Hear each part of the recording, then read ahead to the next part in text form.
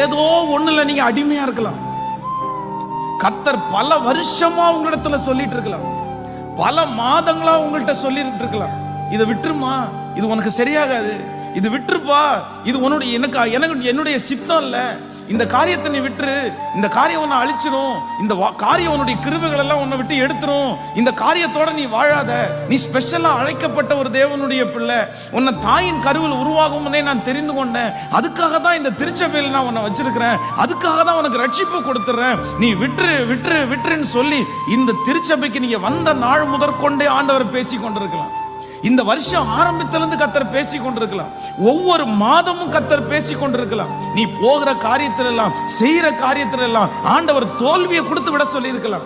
ஆண்டவர் உங்களுக்கு உனக்குன்னு குறிக்கப்பட்டிருக்க அந்த டைம் முடிகிறதுக்குள்ள நீ விட்டுரு.